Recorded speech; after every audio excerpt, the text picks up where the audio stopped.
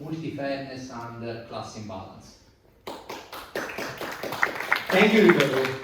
Yeah, so this is actually not an advertisement page, and let me start with so many explaining the logos first. So yeah, I'm Arjun Roy, PhD student at Prime University Berlin, also an employee at Elsevier Research Center, funded by Volkswagen in the BIAS project. And this is a joint work with my colleague at Elsevier, Vasilis Arispidis, and my supervisor, Eleni Dutsi, who has recently moved to Munich.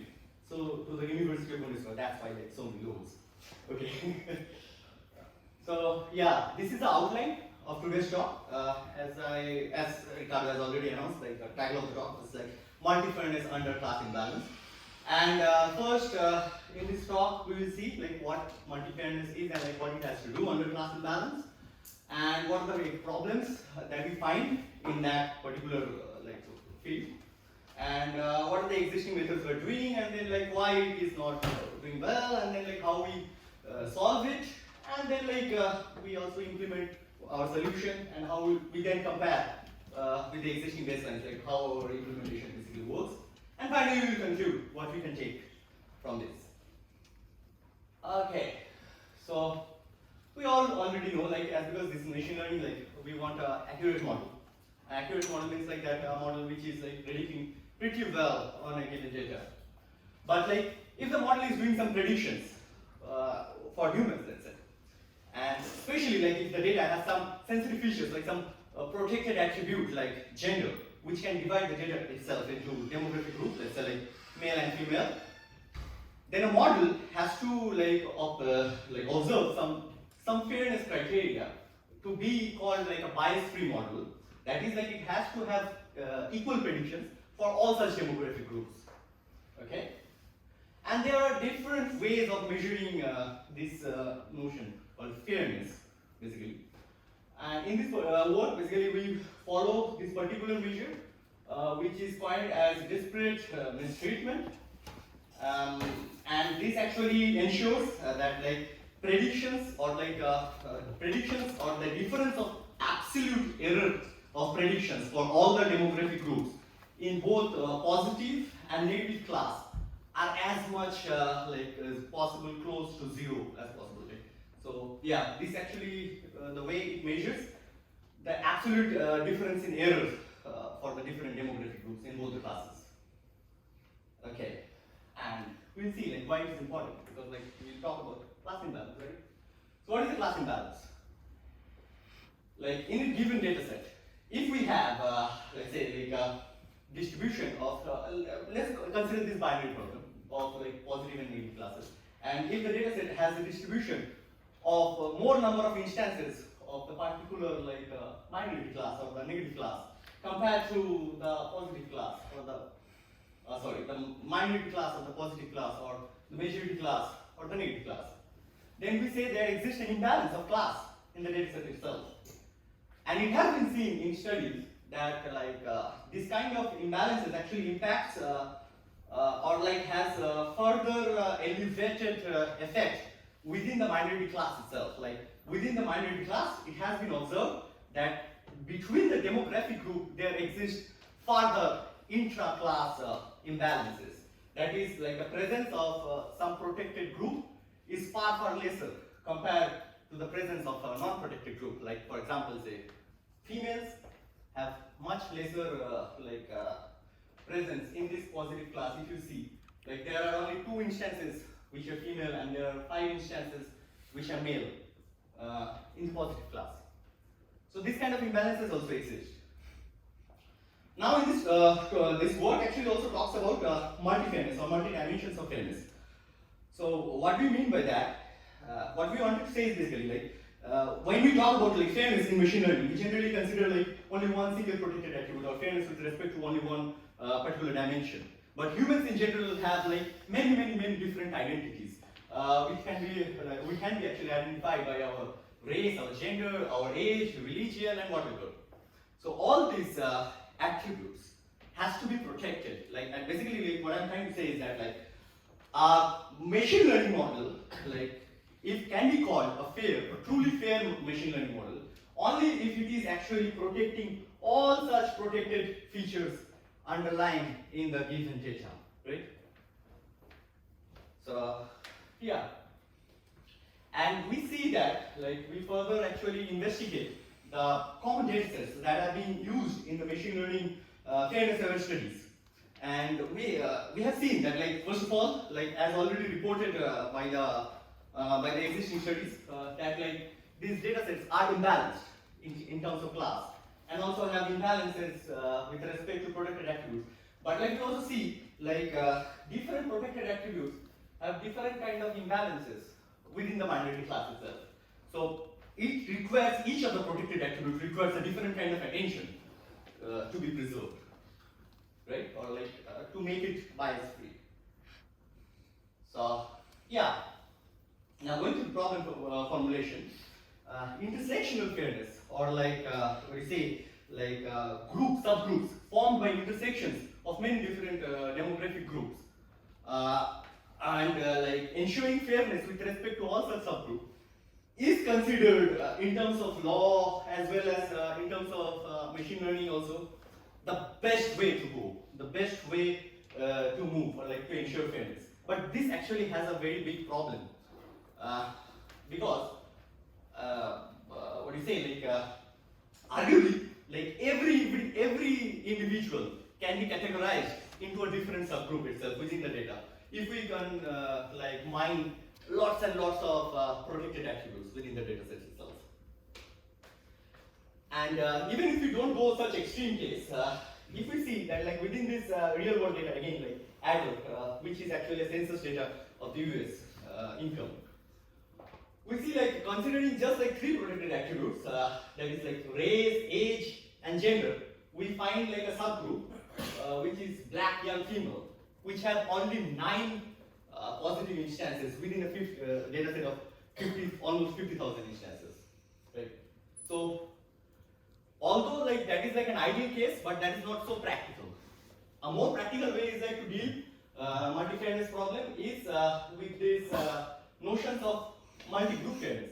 That is, a model should ensure fairness or equal predictions with respect to all the demographic groups independently, conceptually independently, and then also hope that like we also end up like having a good or like fair predictions on the injunctions itself. Although that may suffer from a problem or fairness gerrymandering, but like we will not touch that topic over here. Okay, so we want to actually ensure like fairness with respect to multiple groups defined by multiple protected attributes.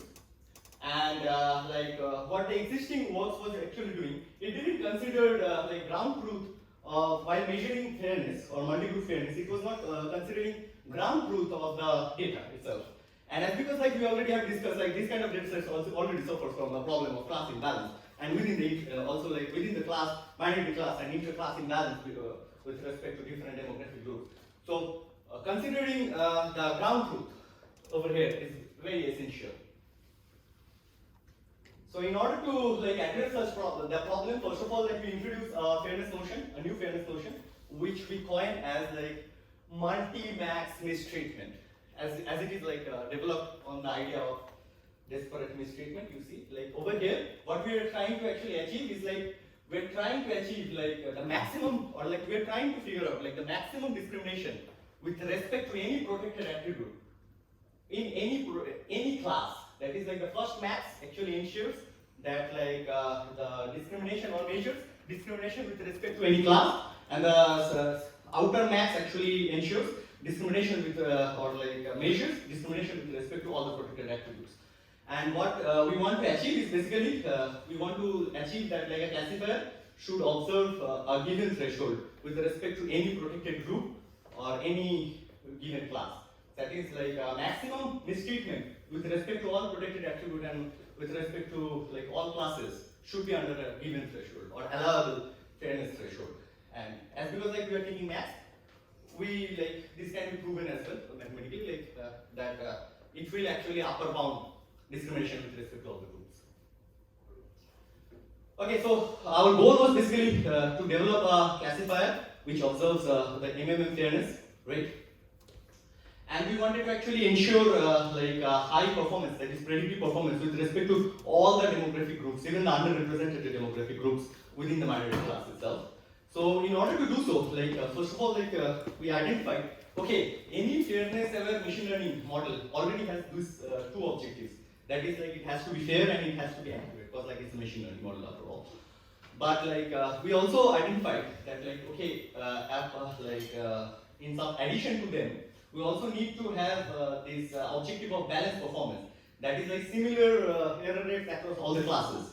In that way, observing objective 2 and objective 3, we would be able to ensure that similar performances across all the demographic groups in all the classes. This was our hypothesis.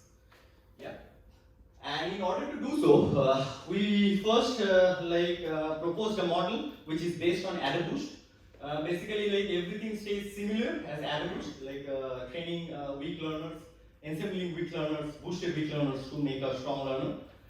But in the boosting procedure itself, we added one further cost. And this cost is based on MMM calculation, which in detail are given in the backup slides if you want to see, or also in the paper. What is the calculation itself is. So basically, we give some additional cost for every misclassified instances based on some MMM measure, and this is our modification on the overall boosting algorithm. So we realized if we are putting more weight on the misclassified instances, and we are expecting that the weak learners will make more mistakes on the underrepresented demographic group in the minority class, then we may end up also overshooting the weights of such instances. And what it may actually create is basically another problem where we may end up having a better accuracy in the positive class and lesser accuracy in the majority classes also. Then again it will create a problem of imbalance, or it will violate the objective of imbalance. So what we do is to ensure that we impose a post-processing step which is based on our objectives, the objectives that we define: accuracy, balance loss, and multi-fairness. And basically we observe the outputs of each of the partial ensembles at each of the given point, and then we calculate, we take them as solution points basically. At the end of each boosting round, the partial ensemble that we have, we produce what is the output of that partial ensemble is, and we take that as solution point, and then from all the solution points we actually compute the Pareto front, or that is the Pareto optimal set of solutions among all the set of solutions. And then we use a strategy from multi-objective optimization book, which is called as pseudo-weight calculation. That is basically, it evaluates or gives weight to each of the solutions or each of the objective output of each of the solutions, a separate weight. And then we do the weighted sum and find the minimum weighted sum using the pseudo-weight to find what is the best partial ensemble is. So now time to evaluate what we have been talking about. Does it work or not? So for that we use again 3 imbalanced datasets that we already shown, and also we use one balanced dataset just to confirm that okay, our method is not only tailored for working on imbalance scenario only, but given a balanced scenario, balanced dataset, our model will also work. And we will measure accuracy. Then for the balanced performances across classes, we will measure the geometric mean. And for fairness, we use our proposed measure, MMM fairness, as well as disparate mistreatment with respect to every protected attribute, just to see okay, not only one protected attribute is dominating everything. And yeah, for comparison, first of all, we have we have 3 different methods of us as well. First one is the full algorithm that we just discussed. The second one is basically to show why Pareto optimization was important, so that we used on another baseline without the Pareto front calculation. And the third one is basically without any post processing step itself, to show what it actually does. Okay, and we compare against many state of the art multi-fairness baseline, and as well as one baseline which considers balance accuracy but on a single fairness problem. Okay, so while evaluating fairness performance of our model, we first of all see that like MFP, that is like the one without the post like processing step, is actually outperforming everyone. And we didn't included this like in the paper, but like we can actually include that in an archive version with appendix. That this is actually have a like provable guarantee for that. Like the MFP without like the post processing step at the end of the boosting round, given certain assumptions, under certain assumption condition, will always produce fair results. So this is actually provable. MFPPP, which was like our more advocated model, let's say, in this world, comes in second, outperforming other baselines, but like couldn't outperform MFP, our baseline itself. But yeah, like it is like giving head-to-head performance almost. While evaluating for the other two objectives, that is like for accuracy and for like balanced performance across classes, as well as like as we have already been shouting loud for this, like we need actually to ensure good performance in the for all the demographic group in the positive class. So we wanted to actually also mention like what is the accuracy of the worst performing group in the positive class or in the minority class. Yeah. So we see that like again like MFBP actually gives like a very MFBPP actually gives like a very holistic outcome of outperforming in many cases, producing like the best worst group accuracy as well as like a very like a high geometric mean, that is like good performance across all the classes. And yeah, like in terms of accuracy, we are also like not lagging behind the other baselines, but like we have like at par, let's say. Okay, so we wanted to actually analyze like why we are able to produce such results, like what actually was working, and as we hypothesized that like the initial distribution weight, like this is actually given weight equal to 1 for every instances. So we see that like some protected positive groups in the minority class, which are highlighted by red, in the initial during the initialization, that such data instances had like very low weight. That means like a very low distribution. But like with the help of boosting, we have boosted particularly the weights of such data instances by quite a good margin. And that's the reason why like our method was actually able to achieve that like worst group accuracy well in the minority class. And then like we wanted to actually analyze like how the solutions were of every partial ensemble in the objective surface. So for that, like we plotted these like Pareto fronts as well as like all the solutions in the objective surface, and we see that like the selected solution, that is like after the post processing step, is always one solution that is like very near to the origin. So actually the post processing step was working really well. And this one is to highlight the overshooting problem of the weights basically. So we see that like the balance performance was going down for certain number of boosting rounds. That is like till this point the partial ensemble was actually doing well for the balance performance. Then the balance performance again like becomes worsens because of overshooting the protected like rare groups. So concluding like multifairness under class imbalance is actually a very important problem, but like also a very understudied problem as well. So there needs to be more studies on this. And only error discrimination trade-off in this scenario of multifairness is not enough. We need to consider class imbalance. And existing multifairness measures actually we ignore that, so that's why like we have such problem. And for that like we proposed a new measure, a new algorithm based on that, and it shows superiority of us over the existing baselines. In future, we also want to study the fairness problem under class imbalance for this intersectional thing, because like this is the best way to achieve.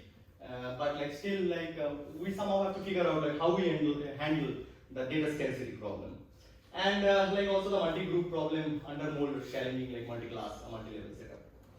I have one advertisement to make. Okay, so we have many open positions in our group, so please feel free to apply if you are interested. Thank you. Thank you. Thank you very much. Any question from the audience? Comments?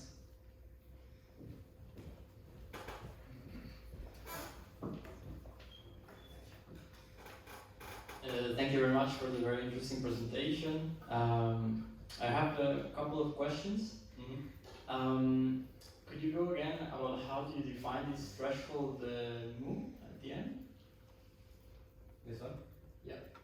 Okay, so basically this one is one experiment that we wanted to see, like if we vary this threshold, that is like we didn't explicitly showed like how we were handling like the class imbalance problem, right? But like we were able to handle the class imbalance problem. So we wanted to actually show that like the MMM cost had an effect in bringing down the class imbalance. And this is actually the balance loss, if you see the plot. The plot is about balance loss. The threshold, like if we increase the threshold, that means like the MMM cost is basically reduced. And while we are reducing the effect of MMM cost, actually the imbalance problem is kind of like the model actually fails to handle the imbalance problem. Okay. And regarding this new metric, the MMM, it's using the maximum between FNR and FBR, right? Yes. How do you define those two measures? What are the groups, or FNR is? Okay. So FNR is basically like in the positive class, right? Like error in the positive class. Yeah. And we have this. You see the J notation. Yeah. Which actually points basically to the protected attribute, right? And delta FNR means like difference among the demographic groups within the positive class, considering that protected attribute, and this is like the absolute difference. Okay. I was just wondering if because here positive class is there's one desired class, right? One class that everyone wants to be in. Like in case of, for example, recidivism, you don't want to be classified as recidivist, but like so they are both here like weighted equally, right? False negative and false positive. Okay. Do you think maybe that if you weighted more false negative than false positive, it could improve the way we usually see the fairness among groups, or? That's actually like a very good idea, and yeah, like we are already like in a discussion basically, like this is actually a philosophical and a social point rather than like a statistical point rather. And you are right that like we need to figure out a way to also weight like the importance of the class as well. But as because like this is a preliminary goal, so we just wanted to actually address the class imbalance at hand at first. Then we will go further, like advance. Thank you. Thank you. Further questions? So I might have a short comment. With respect to the validation you made, I was curious to observe the performance of the base classifier, let's say, of an analogous classifier on the dataset without accounting for fairness stuff, which are the performance, I mean, how much you lose. And this is the first point. And the second point about the measure you adopted to evaluate the loss in discrimination, if you consider also other measures like statistical parity or equal opportunity, rather than the measures you also optimize within your method. Okay, so basically like if you talk about like statistical parity, then this measure is actually doing that. And statistical parity do not consider the ground truth. So that's why like we didn't wanted to follow that. And we were following basically like disparate misstatement, which is like more or less same as equalized odds. So basically like equal opportunity is only like focusing on the positive class, but like equalized odds, that is like the second measure that you can find in the Hertz paper, actually like, is more or less conceptually same. Okay. And did you compare with a base classifier, let's say another boost? Okay, yeah, that we didn't do because one of our competitor, like this Adafare, was actually like comparing with that. Like it has already shown that like it is better. Okay. Than that. So like that's why we. Okay. Thank you very much. Thank you.